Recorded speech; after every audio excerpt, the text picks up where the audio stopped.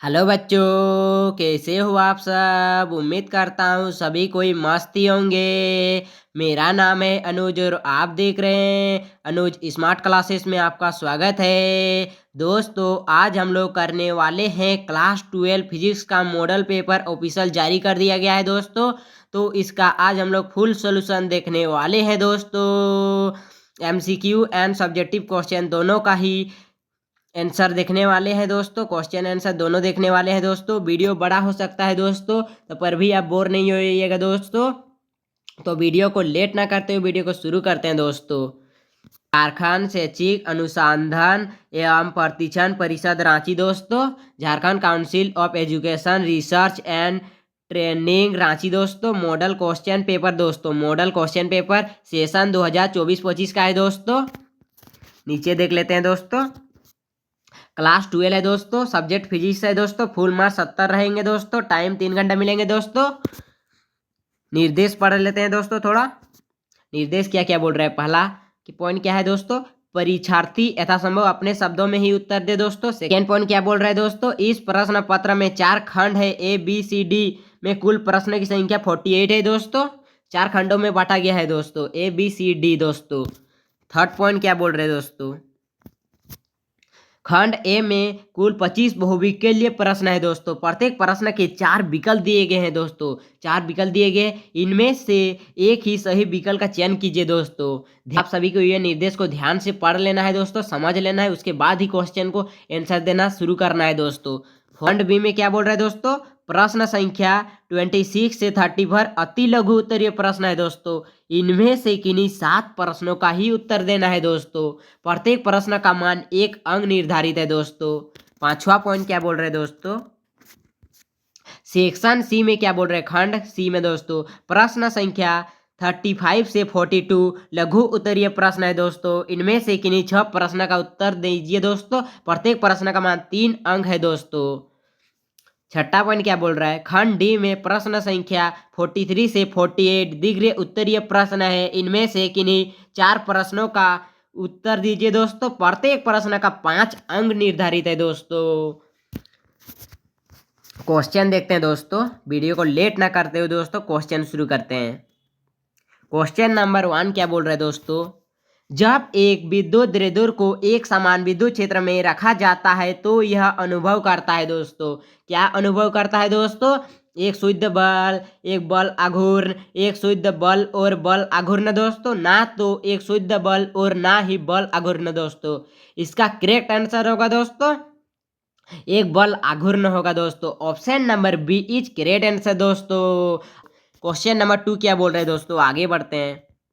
दो आवेश वाले गोले एक दूसरे पर d दूरी पर एक दूसरे पर F बल लगाते हैं। यदि आवेश को दोगुना कर दिया जाए और उनके बीच की दूरी दोगुनी कर दी जाए तो बल होगा दोस्तों। बल क्या होगा दोस्तों, F होगा दोस्तों। Option number A is correct answer दोस्तों। आगे बढ़ते हैं क्वेश्चन नंबर 3 की ओर दोस्तों। विद्युत द्विध्रुव के कारण लंब समद्विभाजक पर स्थित विद्युत विभव खाली स्थान होता है दोस्तों। क्या होता है दोस्तों, शून्य होता है दोस्तों। Option number A is correct answer दोस्तों। बहुत सारे चैनल में आपको इसका आंसर अनंत मिलेंगे दोस्तों, लेकिन ये अनंत गलत होगा दोस्तों। शून्य राइट आंसर है दोस्तों, करेक्ट आंसर है। Option number A is correct answer दोस्तों। आगे बढ़ते हैं क्वेश्चन नंबर 4 की ओर दोस्तों। क्वेश्चन नंबर 4 क्या बोल रहे हैं, समांतर पट्टिका संधारित्र की क्षमता तब बढ़ जाती है जब दोस्तों, जब क्या होता है दोस्तों, पट्टिका का क्षेत्रफल बढ़ जाता है दोस्तों। Option number B is correct answer दोस्तों। आगे बढ़ते हैं क्वेश्चन नंबर 5 की ओर दोस्तों। क्वेश्चन नंबर 5 क्या बोल रहा है, किरचॉफ का संधि नियम किसके संरक्षण पर आधारित है दोस्तों। किरचॉफ का संधि नियम किसके संरक्षण पर आधारित है दोस्तों, किसके संरक्षण पर आधारित है, आवेश के दोस्तों। आवेश, option number B is correct answer दोस्तों। आगे बढ़ते हैं क्वेश्चन नंबर 6 की ओर दोस्तों। किसी चालक के पदार्थ की प्रतिरोधकता निर्भर करती है दोस्तों। क्या बोल रहे हैं, किसी चालक के पदार्थ की प्रतिरोधकता निर्भर करती है दोस्तों। किस पे निर्भर करती है दोस्तों, तापमान पे निर्भर करती है दोस्तों। Option number C is correct answer दोस्तों। आगे बढ़ते हैं क्वेश्चन नंबर 7 की ओर दोस्तों। क्वेश्चन नंबर 7 क्या बोल रहे हैं दोस्तों? एक गतिमान चार्ज उत्पन्न करता है दोस्तों। एक गतिमान चार्ज उत्पन्न करता है दोस्तों। क्या उत्पन्न करता है? विद्युत और चुंबकीय क्षेत्र दोनों उत्पन्न करता है दोस्तों। Option number C is correct answer दोस्तों। नीचे देखिए दोस्तों, विद्युत और चुंबकीय क्षेत्र दोनों उत्पन्न करता है। आगे बढ़ते हैं क्वेश्चन नंबर 8 की ओर दोस्तों। क्वेश्चन नंबर 8 क्या बोल रहा है? विद्युत धारा के चुंबकीय प्रभाव की खोज किसने की दोस्तों? विद्युत धारा के चुंबकीय प्रभाव की खोज किसने की दोस्तों? स्टैंड ने की दोस्तों। ऑप्शन नंबर बी दोस्तों, ओ स्टैंड दोस्तों। आगे बढ़ते हैं क्वेश्चन नंबर 9 की ओर दोस्तों। एक चुंबकीय सुई को असमान चुंबकीय क्षेत्र में रखा गया है, यह अनुभव करता है दोस्तों। क्या बोल रहा है? एक चुंबकीय सुई को असमान चुंबकीय क्षेत्र में रखा गया है, यह अनुभव करता है दोस्तों। क्या अनुभव करता है दोस्तों? एक बल और एक बल आघूर्ण अनुभव करता है दोस्तों। Option number C is correct answer दोस्तों। आगे बढ़ते हैं क्वेश्चन नंबर 10 की ओर दोस्तों। क्वेश्चन नंबर 10 क्या बोल रहा है? निम्नलिखित में से किसके लिए चुंबकीय सुग्राहिता ऋणात्मक है दोस्तों? निम्नलिखित में से किसके लिए चुंबकीय सुग्राहिता ऋणात्मक है दोस्तों? किसके लिए है? प्रति चुंबकीय पदार्थ के लिए दोस्तों। Option number D is correct answer दोस्तों। आगे बढ़ते हैं क्वेश्चन नंबर 11 की ओर दोस्तों। क्वेश्चन नंबर 11 क्या बोल रहा है? लेंज का नियम निम्नलिखित के अनुसार होता है दोस्तों। लेंज का नियम निम्नलिखित के अनुसार होता है दोस्तों। किसके अनुसार होता है? ऊर्जा संरक्षण का नियम दोस्तों। ऊर्जा संरक्षण का नियम। Option number B is correct answer दोस्तों। आगे बढ़ते हैं क्वेश्चन नंबर 12 की ओर दोस्तों। क्वेश्चन नंबर 12 क्या बोल रहा है दोस्तों? संप्रेरण की इकाई क्या है दोस्तों? संप्रेरण की इकाई क्या है दोस्तों? हेनरी है, हेनरी दोस्तों। Option number C is correct answer दोस्तों। दोस्तों मेरा तबीयत बेहाल है दोस्तों, तब पर भी ये वीडियो बना रहा हूँ दोस्तों आपके लिए दोस्तों। वीडियो को पूरा देखिएगा दोस्तों और अपना तैयारी जोरदार कीजिए दोस्तों हमारे चैनल के साथ जुड़ के दोस्तों। आगे बढ़ते हैं क्वेश्चन नंबर 13 की ओर दोस्तों। डीसी परिपथ में संधारित्र की प्रतिघात क्या है दोस्तों? डीसी परिपथ में संधारित्र की प्रतिघात क्या है दोस्तों? अनंत है दोस्तों। Option number B is correct answer दोस्तों। आगे बढ़ते हैं क्वेश्चन नंबर 14 की ओर दोस्तों। क्वेश्चन नंबर 14 क्या बोल रहे हैं दोस्तों? स्टेप ऑफ ट्रांसफर का परिवर्तन अनुपात है दोस्तों। स्टेप ऑफ ट्रांसफॉर्म का परिवर्तन अनुपात है दोस्तों। क्या है दोस्तों? एक से अधिक है। Option number C is correct answer दोस्तों। एक से अधिक दोस्तों। आगे बढ़ते हैं क्वेश्चन नंबर 15 की ओर दोस्तों। क्वेश्चन नंबर 15 क्या बोल रहा है दोस्तों? जल को कीटाणु रहित करने के लिए उपयुक्त है दोस्तों। क्या उपयुक्त है दोस्तों?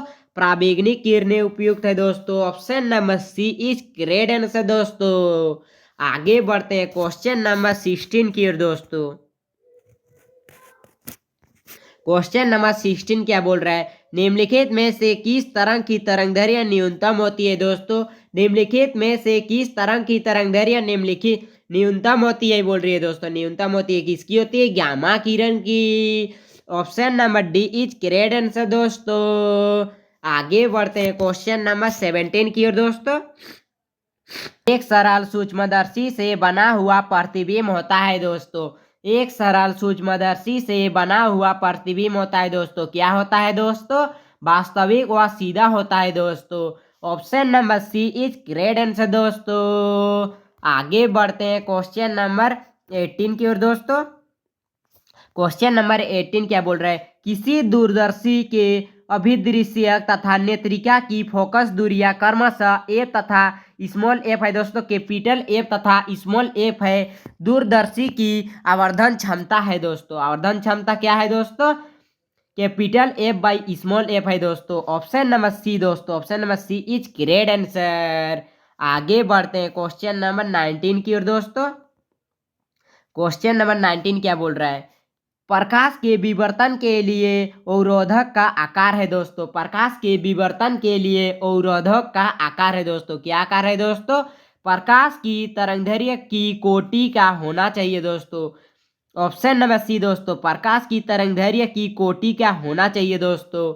Option number C is correct answer दोस्तों। आगे बढ़ते हैं क्वेश्चन नंबर 20 की ओर दोस्तों। क्वेश्चन नंबर 20 क्या बोल रहा है? वह परिघटना जिससे प्रकाश तरंगे की प्रकृति अनुप्रस्थ होती है दोस्तों। क्या बोल रहा है? वह परिघटना जिससे प्रकाश तरंगे की प्रकृति अनुप्रस्थ होती है दोस्तों। किससे होती है? ध्रुवन से होती है, ध्रुवन दोस्तों। Option number C is correct answer दोस्तों, ध्रुवन। आगे बढ़ते हैं क्वेश्चन नंबर 21 की ओर दोस्तों। क्वेश्चन नंबर 21 क्या बोल रहा है? पलंग नियतांक की बीमा है दोस्तों। पलंग नियतांक की बीमा क्या है दोस्तों? बल गुना दूरी गुना समय दोस्तों। बल इंटू दूरी इंटू समय दोस्तों। Option number C is correct answer दोस्तों। आगे बढ़ते हैं क्वेश्चन नंबर 22 की ओर दोस्तों। क्वेश्चन नंबर 22 क्या बोल रहा है? परमाणु के नाभिक में होते हैं दोस्तों। परमाणु के नाभिक में होते हैं। परमाणु के नाभिक में क्या होते हैं दोस्तों? प्रोटॉन और न्यूट्रॉन होते हैं दोस्तों। प्रोटॉन और न्यूट्रॉन दोस्तों। Option number B is correct answer दोस्तों। आगे बढ़ते हैं क्वेश्चन नंबर 23 की ओर दोस्तों। यदि कोई रेडियोधर्मी परमाणु गामा विकिरण उत्सर्जित करता है तो उसका परमाणु क्रमांक होगा दोस्तों। क्या होगा? क्या बोल रहा है? यदि कोई रेडियोधर्मी परमाणु गामा विकिरण उत्सर्जित करता है तो उसका परमाणु क्रमांक क्या होगा दोस्तों? नहीं बदलता है दोस्तों। Option number D is correct answer. Option number D दोस्तों, ऑप्शन नंबर डी। आगे बढ़ते हैं क्वेश्चन नंबर 24 की ओर दोस्तों। क्वेश्चन नंबर 24 क्या बोल रहा है? पी टाइप अर्धचालक में कैसी औषधि मिली होती है दोस्तों? पी टाइप अर्धचालक में कैसी औषधि मिली होती है दोस्तों? कैसी औषधि मिली होती है? संयोजकता 3 की औषधि मिली होती है। Option number A is correct answer दोस्तों। दोस्तों अगर आपको एग्जाम में एन टाइप पूछ लिया जाता है दोस्तों, एन टाइप अर्धचालक में कैसी औषधि मिली होती है दोस्तों, तो ऑप्शन नंबर बी होगा दोस्तों। संयोजकता 5 की औषधि मिली होती है दोस्तों। तो करेक्ट आंसर होगा दोस्तों ऑप्शन नंबर बी। यदि एन टाइप पूछता है तो दोस्तों दोनों को ध्यान में रखते हुए आंसर दीजिएगा दोस्तों। आगे बढ़ते हैं क्वेश्चन नंबर 25 की ओर दोस्तों। क्वेश्चन नंबर 25 क्या बोल रहा है? पीएन संधि डायोड के हांसी परत में होते हैं दोस्तों। पीएन संधि डायोड के हांसी परत में होते हैं दोस्तों। क्या होते हैं? नो इलेक्ट्रॉन नो रिक्ति। क्या होते हैं दोस्तों? रिक्ति का ये दोस्तों। Option number D is correct answer दोस्तों। आगे बढ़ते हैं दोस्तों क्वेश्चन नंबर 26 से हम लोग का सब्जेक्टिव क्वेश्चन स्टार्ट होता है दोस्तों। क्वेश्चन नंबर 26 क्या बोल रहा है दोस्तों? यदि किसी आवेश को घेरने वाले गाउसी सतह की त्रिज्या आधी कर दी जाए तो गाउसी सतह से होकर गुजरने वाला विद्युत फ्लक्स कैसे बदल जाएगा दोस्तों? इसका उत्तर देखते हैं दोस्तों। गाउसी सतह से गुजरने वाला विद्युत फ्लक्स अपरिवर्तित रहेगा क्योंकि यह केवल आवेश पर निर्भर करता है, न कि गाउसी सतह के आकार या त्रिज्या पर दोस्तों आगे बढ़ते हैं क्वेश्चन नंबर 27 की ओर दोस्तों। विद्युत क्षेत्र रेखाएं कभी एक दूसरे को काटती क्यों नहीं है दोस्तों? क्या बोल रहा है? विद्युत क्षेत्र रेखाएं कभी एक दूसरे को काटती क्यों नहीं है दोस्तों? उत्तर देखते हैं दोस्तों। विद्युत क्षेत्र रेखाएं कभी एक दूसरे को नहीं काटती है क्योंकि किसी बिंदु पर केवल एक ही दिशा में विद्युत क्षेत्र हो सकता है। अगर वे काटेंगी तो उस बिंदु पर विद्युत क्षेत्र की 2 दिशाएं हो जाएंगी, जो असंभव है दोस्तों। आगे बढ़ते हैं क्वेश्चन नंबर 28 की दोस्तों। विद्युत चुंबकीय प्रेरण क्या है दोस्तों? विद्युत चुंबकीय प्रेरण क्या है? जब किसी चालक के चारों ओर चुंबकीय क्षेत्र में परिवर्तन होता है तो चालक में विद्युत धारा उत्पन्न होती है। इस घटना को विद्युत चुंबकीय प्रेरण कहते हैं दोस्तों। आगे बढ़ते हैं क्वेश्चन नंबर 29 की ओर दोस्तों। विद्युत चुंबकीय तरंगे के मुख्य गुण लिखिए दोस्तों। विद्युत चुंबकीय तरंगे के मुख्य गुण लिखिए। उत्तर देखते हैं दोस्तों। पहला गुण क्या है? विद्युत चुंबकीय तरंगे अनुदैर्ध्य होती है दोस्तों। सेकेंड है, इनमें विद्युत और चुंबकीय क्षेत्र परस्पर लंबवत होते हैं। थर्ड है दोस्तों, ये तरंगे निर्वात में 3 गुना 10 का पावर 8 मीटर पर सेकेंड की गति से चलती है दोस्तों। क्या बोल रहे हैं? ये तरंगे निर्वात में 3 गुना 10 का पावर 8 मीटर प्रति सेकेंड की गति से चलती है। फोर्थ पॉइंट क्या बोल रहे हैं दोस्तों? इनमें ऊर्जा का परिवहन होता है। दोस्तों आगे बढ़ते हैं क्वेश्चन नंबर 30 की ओर दोस्तों। क्वेश्चन नंबर 30 क्या बोल रहा है? प्रकाश के सुसंगत स्रोत क्या है दोस्तों? प्रकाश के सुसंगत स्रोत क्या है दोस्तों? उत्तर देखते हैं। वे स्रोत जो समान आवृत्ति, समान तरंगदैर्घ्य और स्थिर प्रारंभिक चरण अंतर वाली तरंगे उत्पन्न करते हैं सुसंगत स्रोत कहलाते हैं दोस्तों। आगे बढ़ते हैं क्वेश्चन नंबर 31 की ओर दोस्तों। अध्यारोपण का सिद्धांत समझाइए दोस्तों। अध्यारोपण का सिद्धांत समझाइए। उत्तर देखते हैं दोस्तों। अध्यारोपण का सिद्धांत कहता है कि यदि दो या अधिक तरंगे किसी बिंदु पर मिलती है तो परिणाम स्वरूप विस्थापन उन सभी तरंगों के विस्थापन का सदिश योग होता है दोस्तों। आगे बढ़ते हैं क्वेश्चन नंबर 32 की ओर दोस्तों। क्वेश्चन नंबर 32 क्या बोल रहा है? दो कणों का संवेग बराबर होने पर उनके डी ब्रोगली तरंगदैर्घ्य का अनुपात क्या है दोस्तों? क्या बोल रहे हैं? दो कणों का संवेग बराबर होने पर उनके डी ब्रोगली तरंगदैर्घ्य का अनुपात क्या है दोस्तों? उत्तर देखते हैं। जब दो कणों का संवेग समान हो तो उनके डी ब्रोगली तरंगदैर्घ्य का अनुपात 1:1 होता है दोस्तों। आगे बढ़ते हैं क्वेश्चन नंबर 33 की ओर दोस्तों। 2.3 इलेक्ट्रिक वोल्ट का अंतर एक परमाणु में दो ऊर्जा स्तरों को अलग करता है। जब परमाणु ऊपरी से निचले स्तर में संक्रमण करता है तो उत्सर्जित विकिरण की आवृत्ति क्या होती है दोस्तों? इसका उत्तर यहाँ पे लिखा हुआ है दोस्तों, आप देख लीजिएगा दोस्तों। ये क्वेश्चन का उत्तर हम अभी नहीं पढ़ रहे हैं दोस्तों, ये आप देख लीजिएगा दोस्तों, बना हुआ है दोस्तों, डीपली बना हुआ है, देख लीजिएगा दोस्तों। आगे बढ़ते हैं दोस्तों क्वेश्चन नंबर 34 की ओर दोस्तों। एन टाइप और पी टाइप सेमीकंडक्टर में अंतर बताइए दोस्तों। एन टाइप और पी टाइप सेमीकंडक्टर में अंतर बताइए दोस्तों। आप इस तरह से इसे लिख लीजिएगा दोस्तों, इधर एक दोस्तों एन टाइप लिखिएगा, इधर पी टाइप लिखिएगा दोस्तों, इस तरह से बनाइएगा। यहाँ पे हम अलग टाइप से बना हुआ है दोस्तों। एन टाइप देख लेते हैं दोस्तों। एन टाइप सेमीकंडक्टर का पहले देख लेते हैं दोस्तों। पहला पॉइंट क्या है? इसमें 5 संयोजक दोस्तों, इसमें 5 संयोजक इलेक्ट्रॉन वाले पदार्थ जैसे फास्फोरस मिलाए जाते हैं दोस्तों। सेकेंड है, इसमें इलेक्ट्रॉन बहुलता वाहक होते हैं दोस्तों। थर्ड पॉइंट क्या है? नकारात्मक आवेश वाहकों या इलेक्ट्रॉनों की संख्या अधिक होती है दोस्तों। पी टाइप का देख लेते हैं दोस्तों। पी टाइप का दोस्तों, पी टाइप सेमीकंडक्टर दोस्तों, पहला पॉइंट क्या है? इसमें 3 संयोजक इलेक्ट्रॉन वाले पदार्थ जैसे बोरॉन मिलाए जाते हैं। सेकेंड है, इसमें होल्स या छिद्र बहुलता वाहक होते हैं। थर्ड पॉइंट क्या है? सकारात्मक आवेश वाहकों होल्स की संख्या अधिक होती है दोस्तों। यहाँ पे होल्स या छिद्र लिख सकते हैं दोस्तों। आगे बढ़ते हैं क्वेश्चन नंबर 35 की ओर दोस्तों। ऊर्जा बैंड आरेख की सहायता से कंडक्टर, इंसुलेटर और अर्धचालक के बीच अंतर बताइए दोस्तों। उत्तर देखते हैं। ऊर्जा बैंड आरेख की सहायता से कंडक्टर, इंसुलेटर और अर्धचालक के बीच अंतर दोस्तों। पहला है दोस्तों, कंडक्टर के बारे देख लेते हैं। ऊर्जा बैंड आरेख दोस्तों, ऊर्जा बैंड आरेख कंडक्टर में वैलेंस बैंड और कंडक्शन बैंड ओवरलैप करते हैं दोस्तों। सेकेंड है दोस्तों, विशेषता क्या बोल रहा है? इसमें विद्युत धारा सुगमता से प्रभावित होती है दोस्तों। इसमें विद्युत धारा सुगमता से प्रभावित होती है दोस्तों। उदाहरण क्या है? तांबा को इंग्लिश में कॉपर बोला जाता है दोस्तों। तांबा और एल्यूमिनियम दोस्तों। सेकेंड देखते हैं दोस्तों, इंसुलेटर से देख लेते हैं दोस्तों।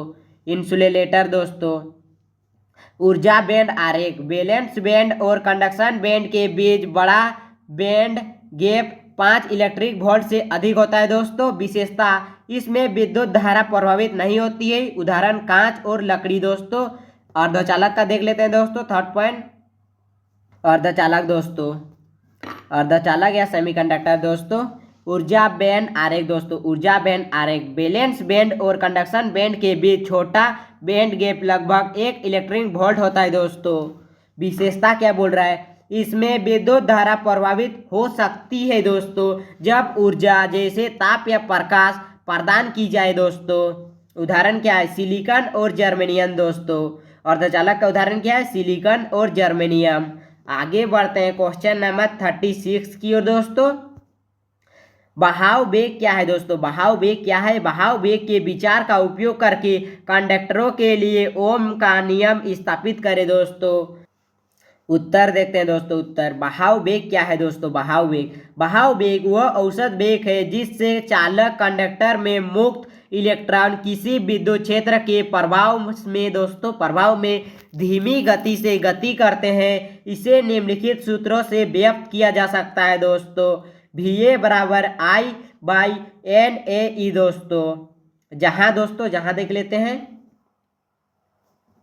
जहां क्या बोल रहे हैं, VA बहाव वेग है दोस्तों, I चालक में धारा है दोस्तों, N क्या है, प्रति इकाई आयतन मुक्त इलेक्ट्रॉनों की संख्या है दोस्तों, A क्या है दोस्तों, चालक का क्रॉस सेक्शनल क्षेत्र है दोस्तों, और E क्या है, इलेक्ट्रॉन का आवेश है दोस्तों। आगे देख लेते हैं दोस्तों, ओम नियम का स्थापना दोस्तों। ओम लो दोस्तों, ओम नियम का स्थापना देख लेते हैं। पहला पॉइंट, धारा और बहाव वेग का संबंध दोस्तों। चालक में धारा बहाव वेग पर निर्भर करती है दोस्तों। जैसे दोस्तों I बराबर NAE VA दोस्तों। सेकेंड पॉइंट क्या बोल रहे हैं, बहाव वेग और विद्युत क्षेत्र का संबंध दोस्तों। बहाव वेग विद्युत क्षेत्र से संबंधित है दोस्तों। VA बराबर न्यू ई दोस्तों, जहां न्यू बराबर इलेक्ट्रॉन की गतिशीलता और E बराबर विद्युत क्षेत्र दोस्तों। थर्ड पॉइंट देख लेते हैं दोस्तों। तीसरा पॉइंट क्या बोल रहा है, विद्युत क्षेत्र और वोल्टेज का संबंध दोस्तों। विद्युत क्षेत्र और वोल्टेज का संबंध, विद्युत क्षेत्र और चालक की लंबाई L के बीच वोल्टेज का संबंध है दोस्तों। जैसे दोस्तों E बराबर V/L दोस्तों, E बराबर V/L। चौथा पॉइंट क्या है, सभी समीकरणों को मिलाकर दोस्तों, सभी समीकरण को मिलाकर दोस्तों I बराबर NE न्यू ब्रैकेट बंद दोस्तों, A/L bracket close by V दोस्तों। पांचवा पॉइंट क्या है दोस्तों, प्रतिरोध का परिचय दोस्तों। यहाँ R बराबर L/NE न्यू A बराबर चालक का प्रतिरोध दोस्तों। छठा पॉइंट क्या है, ओम का नियम दोस्तों। V बराबर IR, यह दर्शाता है कि वोल्टेज भी धारा दोस्तों, वोल्टेज भी धारा I के समानुपाती होता है दोस्तों। आगे बढ़ते हैं दोस्तों क्वेश्चन नंबर 37 की ओर दोस्तों। क्वेश्चन नंबर 37 क्या बोल रहा है, चुंबकीय क्षेत्र रेखाएं क्या है दोस्तों। चुंबकीय क्षेत्र रेखाएं क्या है, उनकी प्रमुख विशेषता दीजिए दोस्तों। उत्तर देख लेते हैं दोस्तों। चुंबकीय क्षेत्र रेखाएं दोस्तों, चुंबकीय क्षेत्र रेखाएं वे रेखाएं हैं जो चुंबक के चारों ओर उसके चुंबकीय क्षेत्र को दर्शाती है। ये रेखाएं चुंबक के उत्तरी ध्रुव से निकलकर दक्षिणी ध्रुव पर समाप्त होती है दोस्तों। प्रमुख विशेषताएं देख लेते हैं दोस्तों। प्रमुख विशेषताएं क्या क्या है दोस्तों, प्रमुख विशेषताएं, पहला पॉइंट क्या है, ए पॉइंट क्या बोल रहा है, चुंबकीय क्षेत्र रेखाएं सतत तथा बंद वक्रों का निर्माण करती है।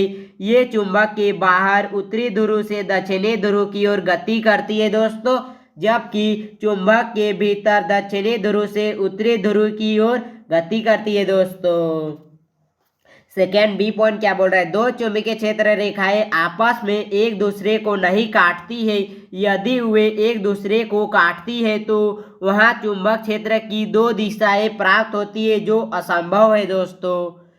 सी पॉइंट क्या बोल रहे हैं दोस्तों, एक दूसरे से दूर चुंबकीय क्षेत्र रेखाएं दुर्बल चुंबकीय क्षेत्र को प्रदर्शित करती है, जबकि एक दूसरे से निकट चुंबकीय क्षेत्र रेखाएं प्रबल चुंबकीय क्षेत्र को प्रदर्शित करती है दोस्तों। आगे बढ़ते हैं दोस्तों क्वेश्चन नंबर 38 की ओर दोस्तों।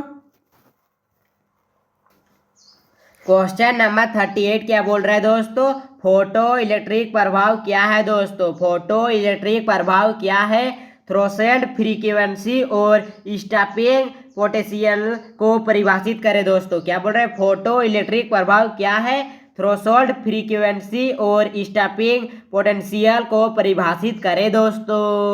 उत्तर देख लेते हैं दोस्तों। फोटो इलेक्ट्रिक प्रभाव क्या है दोस्तों, फोटो इलेक्ट्रिक प्रभाव वह घटना है जिसमें जब किसी धातु की सतह पर एक उपयुक्त आवृत्ति का प्रकाश पड़ता है तो उससे इलेक्ट्रॉन उत्सर्जित होते हैं दोस्तों। इन उत्सर्जित इलेक्ट्रॉनों को फोटो इलेक्ट्रॉन कहते हैं दोस्तों। आगे पॉइंट देख लेते हैं दोस्तों, थ्रेशोल्ड फ्रीक्वेंसी का देख लेते हैं दोस्तों।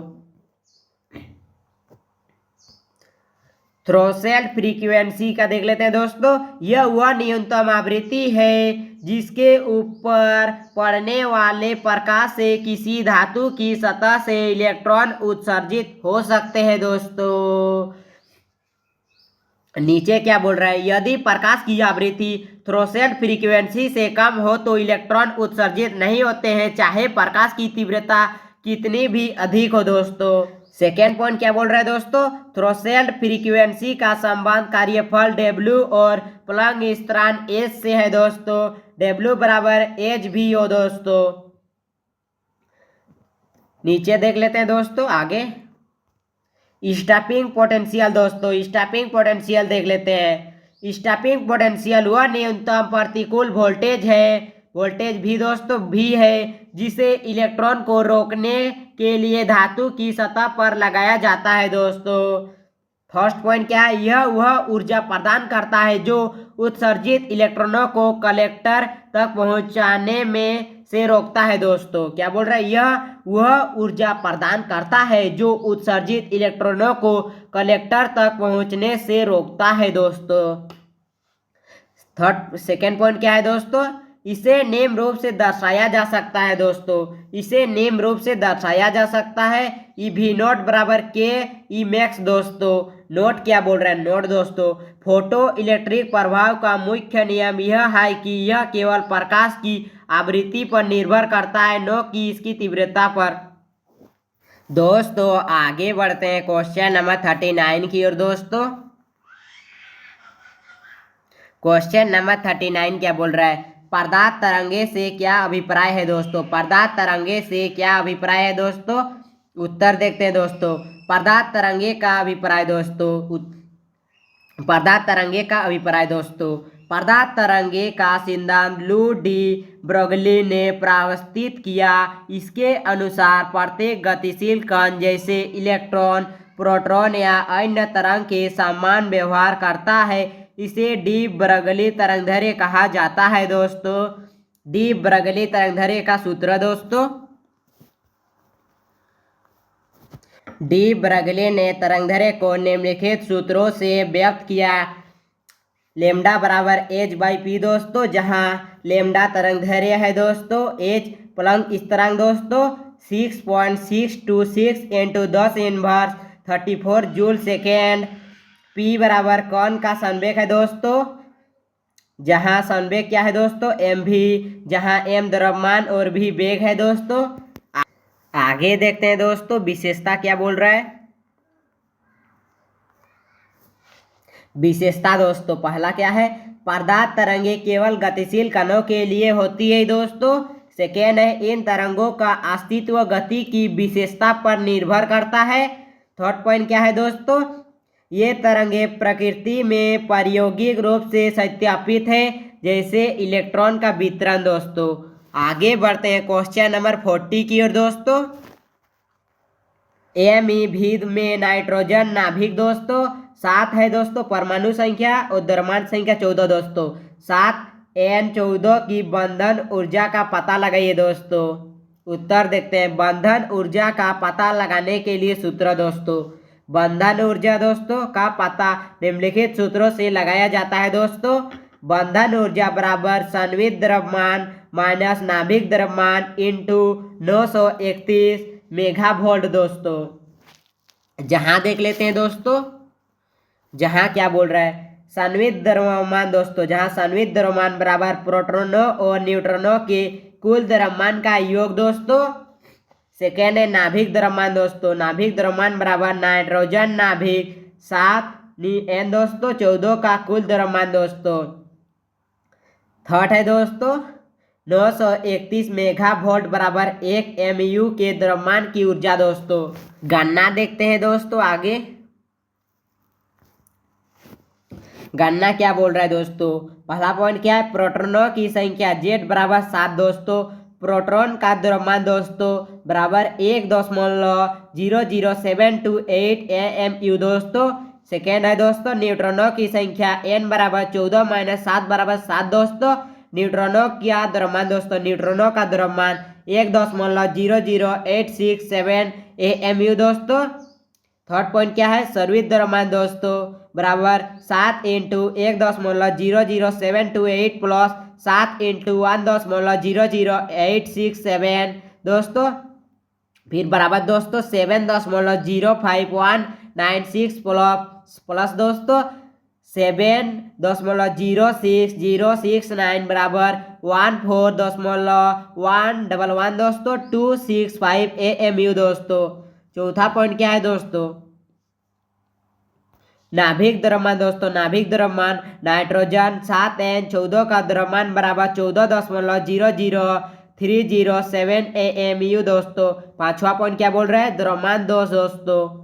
द्रव्यमान दोष बराबर सर्वित द्रव्यमान माइनस नाभिक द्रव्यमान दोस्तों बराबर 14.11265 माइनस दोस्तों 14.00307 दोस्तों बराबर 0.10958 AMU दोस्तों। छठा पॉइंट क्या है, बंधन ऊर्जा दोस्तों। बंधन ऊर्जा बराबर 0 है दोस्तों 0.10958 × 931 मेगा वोल्ट बराबर 102.04 मेगा वोल्ट दोस्तों। आगे बढ़ते हैं क्वेश्चन नंबर 41 की ओर दोस्तों। बोर के परमाणु मॉडल की अभिधारणाओं का उल्लेख करें। बोर मॉडल की सीमाएं क्या है दोस्तों। उत्तर देखते हैं। बोर के परमाणु मॉडल की अवधारणाएं दोस्तों, पहला है स्थिर कक्षाओं में इलेक्ट्रॉन का गति करना दोस्तों। इलेक्ट्रॉन नाभिक के चारों ओर निश्चित वृत्ताकार कक्षाओं में बिना ऊर्जा का उत्सर्जन या अवशोषण किए घूमता है दोस्तों। सेकेंड पॉइंट क्या है दोस्तों, ऊर्जा क्वांटम सिद्धांत दोस्तों। ऊर्जा क्वांटम सिद्धांत, इलेक्ट्रॉन केवल उन्हीं कक्षाओं में घूम सकता है जहां उसका कोणीय संवेग दोस्तों क्वांटम स्थिति को संतुष्ट करता है दोस्तों। MVR बराबर M ब्रैकेट ओपन दोस्तों h/2π है दोस्तों, h/2π दोस्तों। जहां देख लेते हैं दोस्तों, जहां क्या बोल रहे हैं दोस्तों, M इलेक्ट्रॉन का द्रव्यमान, V वेग है दोस्तों, R कक्षाओं की त्रिज्या, N क्वांटम संख्या दोस्तों 1 2 3 डॉट डॉट डॉट दोस्तों, और H क्या है दोस्तों, प्लैंक स्थिरांक है दोस्तों। तीसरा पॉइंट क्या बोल रहा है, ऊर्जा उत्सर्जन और अवशोषण दोस्तों। ऊर्जा उत्सर्जन और अवशोषण, जब इलेक्ट्रॉन उच्च ऊर्जा स्तर से निम्न ऊर्जा स्तर पर आता है तो ऊर्जा का उत्सर्जन होता है। इसी प्रकार ऊर्जा अवशोषण के द्वारा इलेक्ट्रॉन निम्न स्तर से उच्च स्तर पर जा सकता है दोस्तों। डेल्टा ई बराबर एच भी दोस्तों, डेल्टा ई बराबर एच भी दोस्तों, जहां डेल्टा ई ऊर्जा का अंतर दोस्तों, जहां डेल्टा ई ऊर्जा का अंतर और भी उत्सर्जित या अवशोषित दोस्तों प्रोटॉन की आवृत्ति दोस्तों। बोर मॉडल की सीमाएं क्या है दोस्तों। बोर मॉडल की सीमाएं दोस्तों, पहला है बहु इलेक्ट्रॉन परमाणु के लिए अनुयुक्त दोस्तों, अनुयुक्त। यह मॉडल केवल हाइड्रोजन जैसे एकल इलेक्ट्रॉन परमाणु के लिए उपयुक्त है दोस्तों। सेकेंड पॉइंट है दोस्तों, स्पेक्ट्रल लाइनों का विभाजन समझाने में असमर्थ दोस्तों। यह जेमन प्रभाव और स्पिन के कारण स्पेक्ट्रल लाइनों के विभाजन को नहीं समझा सकता दोस्तों। तीसरा पॉइंट क्या है दोस्तों, क्वांटम मैकेनिक्स की अनदेखी दोस्तों, क्वांटम मैकेनिक्स की अनदेखी। यह मॉडल इलेक्ट्रॉनों की तरंग प्रकृति और कण तरंग दैर्ध्य को नहीं बताता है दोस्तों। चौथा पॉइंट देख लेते हैं दोस्तों, गति पथ का निर्धारण दोस्तों। गति पथ का निर्धारण, यह इलेक्ट्रॉन की स्थिति और वेग हाइजेनबर्ग का अनिश्चितता सिद्धांत का सही निर्धारण नहीं कर सकता दोस्तों। आगे बढ़ते हैं दोस्तों क्वेश्चन नंबर 42 की ओर दोस्तों। क्वेश्चन नंबर 42 क्या बोल रहा है, एक आवेशी संधारित्र में संग्रहित ऊर्जा के लिए एक व्यंजक व्युत्पन्न करे दोस्तों। उत्तर देखते हैं दोस्तों, संधारित्र में संग्रहित ऊर्जा का व्यंजक व्युत्पन्न करना दोस्तों। संधारित्र एक ऐसा यंत्र है जो विद्युत आवेश को संग्रहित करता है। इसे चार्ज करने में जो कार्य किया जाता है वह ऊर्जा के रूप में उसमें संग्रहित हो जाता है दोस्तों। चरण 1 क्या बोल रहे हैं दोस्तों, चरण 1 चार्ज करने में किया गया कार्य दोस्तों। चार्ज करने में किया गया कार्य दोस्तों, यदि संधारित्र की प्लेटों पर वोल्टेज V और चार्ज Q हो तो वोल्टेज और चार्ज के बराबर के बीच दोस्तों के बीच का संबंध Q बराबर CV है दोस्तों। Q बराबर CV है। जहां देख लेते हैं दोस्तों Q प्लेटों पर चार्ज दोस्तों, जहां Q प्लेटों पर चार्ज, C संधारित्र की धारिता दोस्तों और V वोल्टेज। आगे देखते हैं दोस्तों, एक छोटे आवेश dq को संधारित्र पर ले जाने में किया गया कार्य दोस्तों dw बराबर v dq, लेकिन v बराबर q बाई सी हो तो dw बराबर q by C bracket close dq।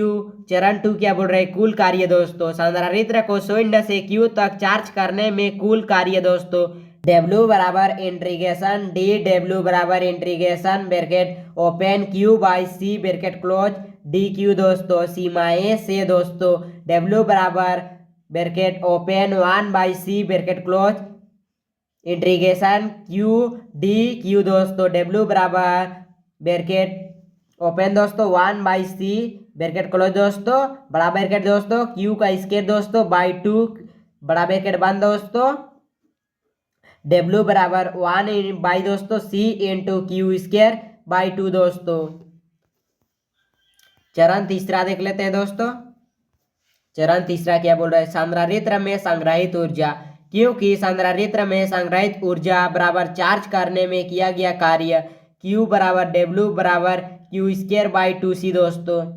चरण 4 क्या बोल रहे हैं, ऊर्जा का अन्य रूपों में व्यंजक दोस्तों। पहला चूंकि दोस्तों U बराबर CV स्क्वायर बाई 2 दोस्तों। सेकेंड है दोस्तों U बराबर क्यू स्क्वायर बाई 2C दोस्तों। आगे बढ़ते हैं दोस्तों क्वेश्चन नंबर 43 की ओर दोस्तों। क्वेश्चन नंबर 43 से 48 तक 5 मार्क्स का क्वेश्चन है दोस्तों, 5 मार्क्स का दोस्तों। क्वेश्चन नंबर 43 क्या बोल रहे हैं दोस्तों, गाउस के नियम द्वारा किसी बिंदु पर समान रूप से आवेशित गोलीय खोल के कारण विद्युत क्षेत्र की तीव्रता ज्ञात कीजिए दोस्तों। पहला पॉइंट है दोस्तों खोल के बाहर, सेकेंड है दोस्तों खोल की सतह पर, खोल के अंदर दोस्तों। केंद्र से दूरी के साथ विद्युत क्षेत्र के परिवर्तन को दर्शाने वाला एक ग्राफ खींचिए दोस्तों ये ग्राफ आपको टेलीग्राम चैनल में मिल जाएगा दोस्तों। इसका उत्तर देखते हैं दोस्तों, यहाँ पे हम उत्तर क्या बोल रहा है, गाउस के नियम द्वारा किसी बिंदु पर समान रूप से आवेशित गोलीय खोल के कारण विद्युत क्षेत्र की तीव्रता का विश्लेषण निम्नलिखित है दोस्तों। गाउस का नियम दोस्तों, गॉस के नियम के अनुसार किसी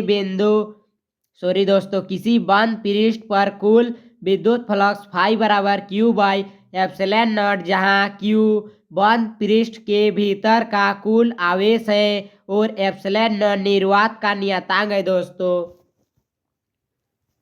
पहला पॉइंट देख लेते हैं दोस्तों खोल के बाहर स्मॉल आर लेस देन दोस्तों कैपिटल आर, जहां आर खोल के अंदर केंद्र से दूरी है और आर खोल की त्रिज्या, गॉस का सतह आर त्रिज्या वाली काल्पनिक गोला दोस्तों, गोले की सतह पर विद्युत क्षेत्र ई समान होता है दोस्तों।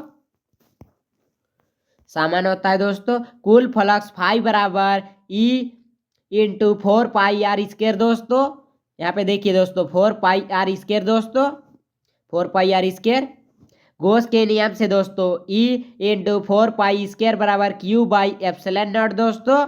विद्युत क्षेत्र दोस्तों, विद्युत क्षेत्र ई बराबर 1/4 pi epsilon naught Q by R square दोस्तों। इससे स्पष्ट है कि खोल के बाहर विद्युत क्षेत्र ठीक वैसा ही होता है जैसे पूरे आवेश को केंद्र पर संकेंद्रित कर दिया गया हो दोस्तों।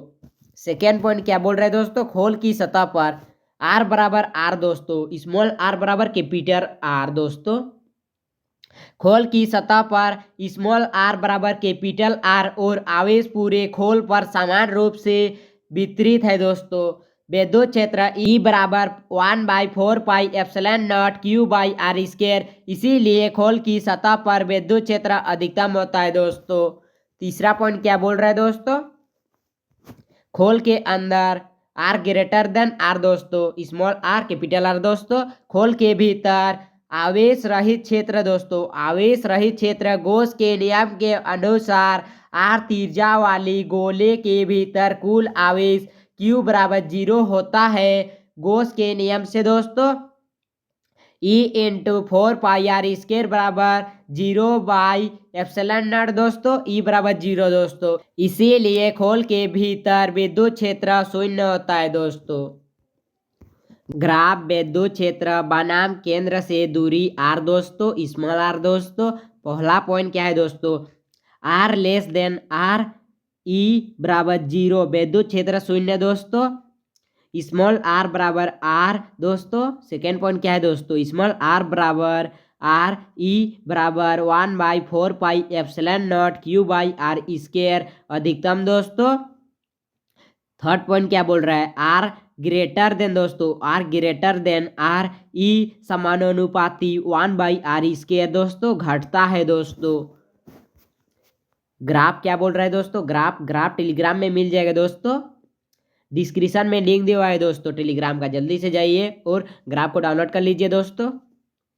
आर के साथ ई शून्य से शुरू होकर स्मॉल आर बराबर कैपिटल आर पर अधिकतम है दोस्तों। Second point, R greater than R पर यह 1/r² के अनुसार घटता है दोस्तों। Small R greater than capital R पर यह 1/r² के अनुसार घटता है दोस्तों। आगे बढ़ते हैं दोस्तों क्वेश्चन नंबर 44 की ओर दोस्तों। क्वेश्चन नंबर 44 क्या बोल रहा है, व्हीटस्टोन ब्रिज क्या है दोस्तों, व्हीटस्टोन ब्रिज क्या है, व्हीटस्टोन ब्रिज की संतुलन स्थिति प्राप्त करें दोस्तों। उत्तर देखते हैं दोस्तों, व्हीटस्टोन ब्रिज दोस्तों, व्हीटस्टोन ब्रिज एक विद्युत सर्किट है दोस्तों। व्हीटस्टोन ब्रिज एक विद्युत सर्किट है जिसका उपयोग किसी अज्ञात प्रतिरोध को मापने के लिए किया जाता है।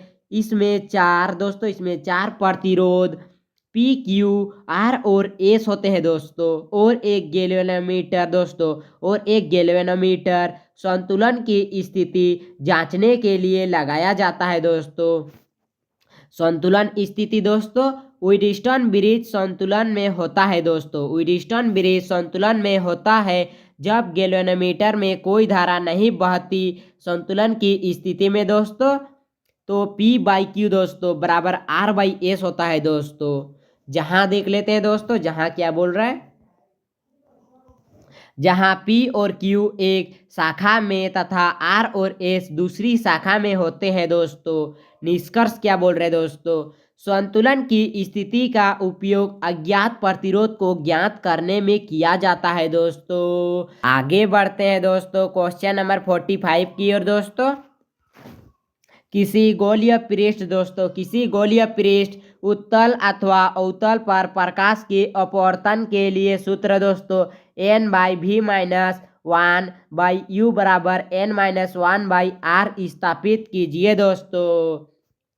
उत्तर देख लेते हैं दोस्तों, गोलीय पृष्ठ दोस्तों, गोलीय पृष्ठ उत्तल या अवतल पर प्रकाश के अपवर्तन के लिए निम्नलिखित सूत्र स्थापना किया जा सकता है दोस्तों। सिद्धांत क्या बोल रहा है, जब प्रकाश किरणें एक गोलीय पृष्ठ दोस्तों उत्तल या अवतल से अपवर्तित होती है तो स्नेल के नियम और ज्यामितीय संबंधों का उपयोग करते हुए इस सूत्र को प्राप्त किया जा सकता है दोस्तों।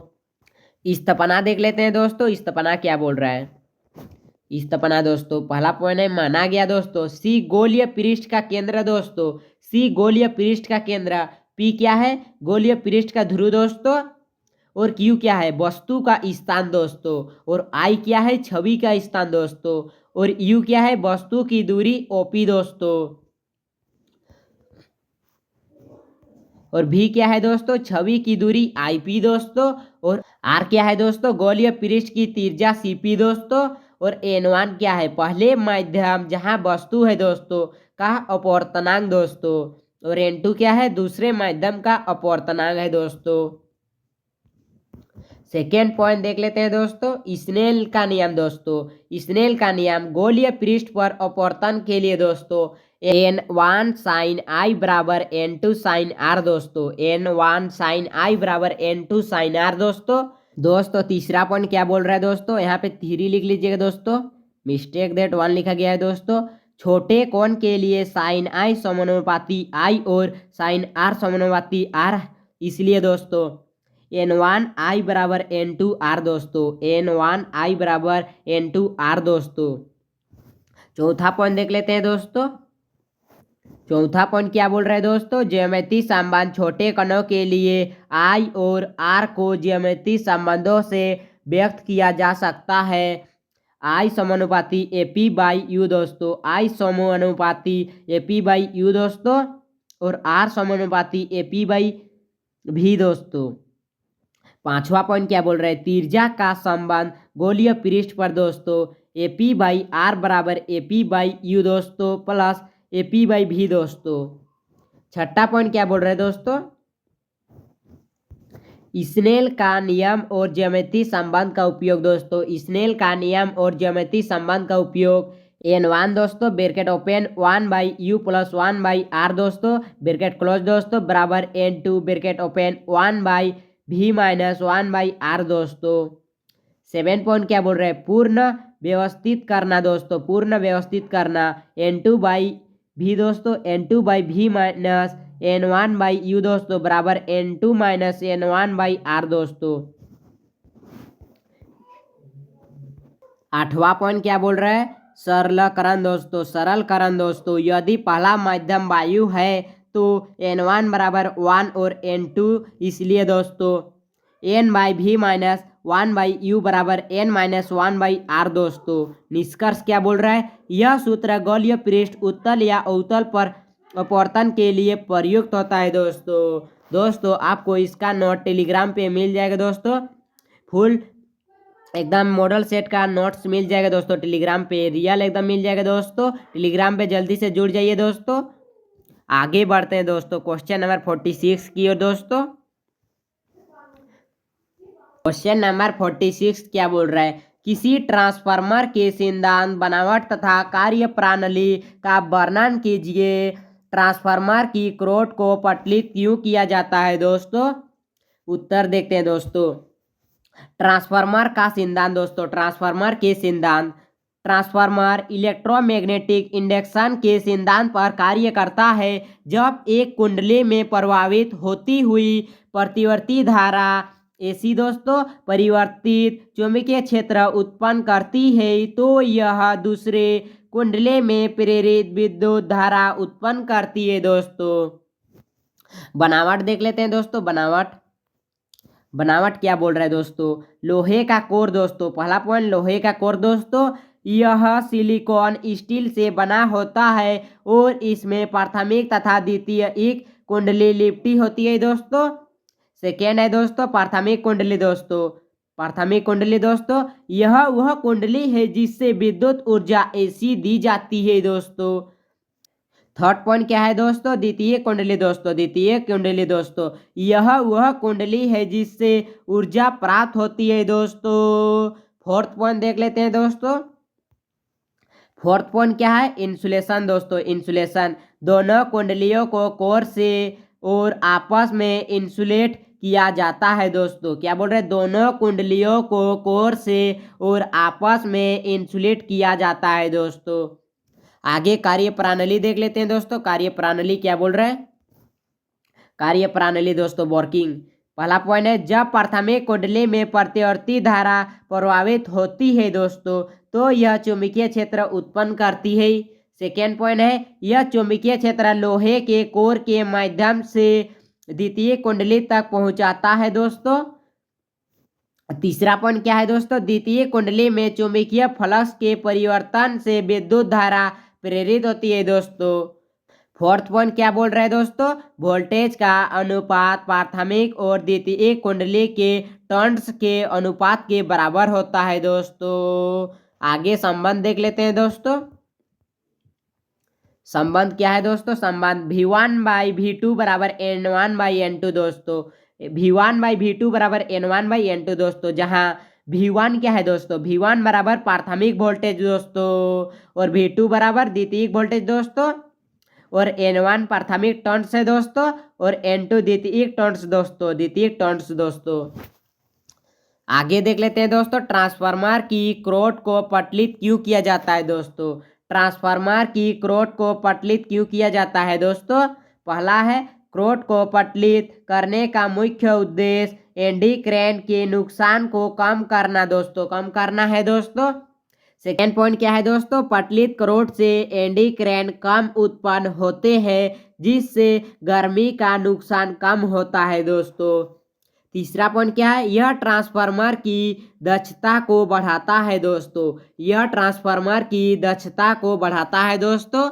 निष्कर्ष देख लेते हैं दोस्तों, निष्कर्ष क्या बोल रहा है, ट्रांसफार्मर का उपयोग वोल्टेज को बढ़ाने, स्टेप अप या घटाने, स्टेप डाउन के लिए किया जाता है। पटलित क्रोट इसकी कार्य क्षमता को बनाए रखता है और ऊर्जा के नुकसान को कम करता है दोस्तों। आगे बढ़ते हैं दोस्तों, क्वेश्चन नंबर 47 क्या बोल रहा है, तरंगार्ग और माध्यमिक तरंगिकाओं को परिभाषित करें। हाइगेन के सिद्धांत के आधार पर प्रकाश के अपवर्तन का नियम स्थापित करें दोस्तों। उत्तर देखते हैं दोस्तों, तरंगार्ग दोस्तों, तरंगार्ग तरंगार्ग उन बिंदुओं का स्थान है जो एक समान चरण में कंपन करते हैं। इसे ऐसे पृष्ठ के रूप में परिभाषित किया जा सकता है जिस पर सभी बिंदु तरंग ऊर्जा के समान चरण पर होते हैं दोस्तों। उदाहरण क्या है, समतल तरंगार्ग और गोलाकार तरंगार्ग दोस्तों। सेकेंड देख लेते हैं दोस्तों, माध्यमिक तरंगिका दोस्तों, माध्यमिक तरंगिका दोस्तों। हाइगेन के सिद्धांत के अनुसार किसी भी तरंगार्ग का प्रत्येक बिंदु एक नया तरंग स्रोत होता है जो अपने चारों ओर छोटी छोटी तरंगें उत्पन्न करता है। इन छोटी तरंगों को माध्यमिक तरंगिका कहा जाता है दोस्तों। हाइगेन का सिद्धांत दोस्तों, हाइगेन का सिद्धांत, पहला पॉइंट है किसी भी तरंगार्ग का प्रत्येक बिंदु माध्यमिक तरंगिकाओं का स्रोत होता है। सेकेंड है इन माध्यमिक तरंगिकाओं के लिफाफे को अगले क्षण का नया तरंगार्ग कहा जाता है दोस्तों।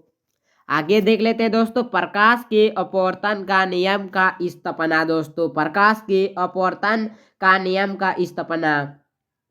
पहला है दोस्तों अपवर्तन परिक्रिया, जब प्रकाश एक माध्यम से दूसरे माध्यम में प्रवेश करता है तो उसकी गति बदल जाती है और इसके परिणाम स्वरूप प्रकाश किरण झुक जाती है दोस्तों। सेकेंड है दोस्तों ज्यामिति, ज्यामिति क्या बोल रहे हैं, ए बी प्रारंभिक तरंगार्ग है दोस्तों। V1 पहले माध्यम में प्रकाश की गति, V2 दूसरे माध्यम में प्रकाश की गति और θ1 क्या बोल रहे हैं, आपतन कोण है और θ2 अपवर्तन कोण है दोस्तों।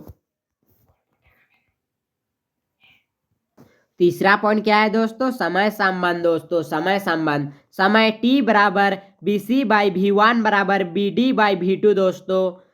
फोर्थ पॉइंट है स्नेल का नियम दोस्तों, स्नेल का नियम, साइन θ1/साइन θ2 बराबर V1/V2 दोस्तों। अतः साइन θ1/साइन θ2 बराबर N2/N1 दोस्तों, साइन θ1/साइन θ2 बराबर N2/N1 दोस्तों।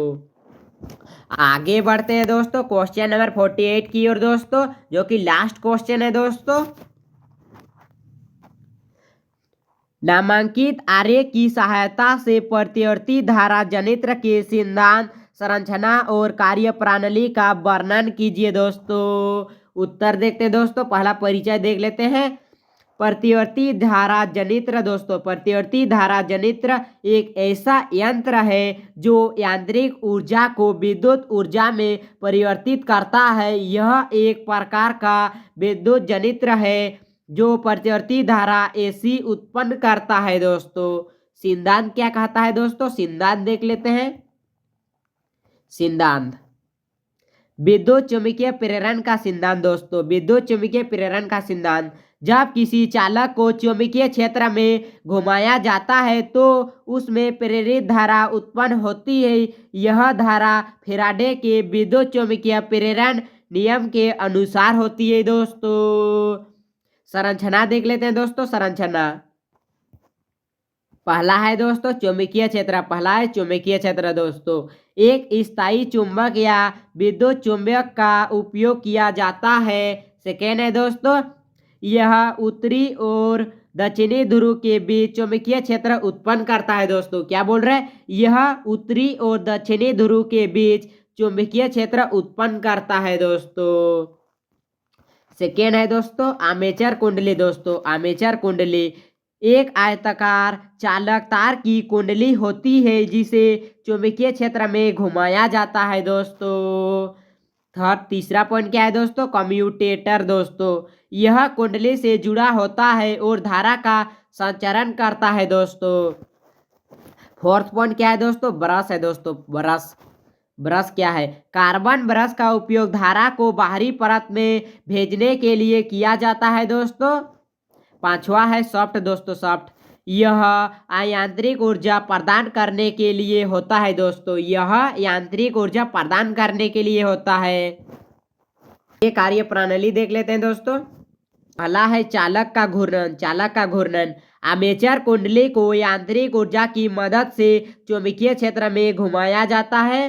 सेकेंड है दोस्तों चुंबकीय फ्लक्स में परिवर्तन दोस्तों, कुंडली के घुमाव के कारण चुंबकीय फ्लक्स बदलता है दोस्तों।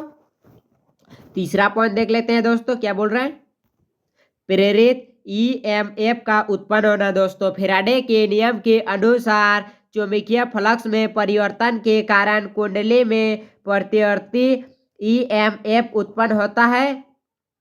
फोर्थ पॉइंट है धारा का चालन दोस्तों, धारा का चालन, उत्पन्न ईएमएफ ब्रश और कम्यूटेटर की मदद से बाहरी परिपथ में धारा के रूप में प्रभावित होता है दोस्तों।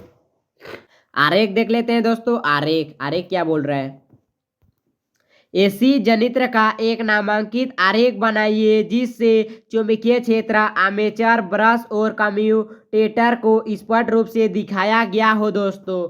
निष्कर्ष क्या बोल रहा है, इसका आरेख दोस्तों, चित्र नामांकित चित्र आपको टेलीग्राम चैनल में मिल जाएगा दोस्तों और आपको इसका फुल नोट्स भी मिल जाएगा दोस्तों।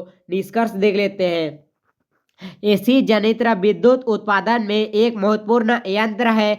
यह विद्युत चुम्बकीय प्रेरण के सिद्धांत पर आधारित है और बड़ी मात्रा में विद्युत ऊर्जा का उत्पादन करने के लिए उपयोग किया जाता है। दोस्तों ये थे क्लास 12 फिजिक्स का मॉडल सेट का फुल सॉल्यूशन दोस्तों, ऑफिशियल मॉडल सेट का दोस्तों, ऑफिशियल मॉडल सेट का दोस्तों। तो वीडियो पसंद आई है तो लाइक कीजिए दोस्तों।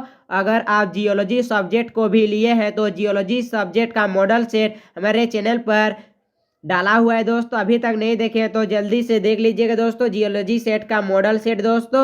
और वीडियो पसंद आई है तो लाइक कीजिए, कमेंट कीजिए, शेयर कीजिए। नेक्स्ट वीडियो में मिलते हैं। Thank you all of you. जय हिंद, जय भारत, वंदे मातरम।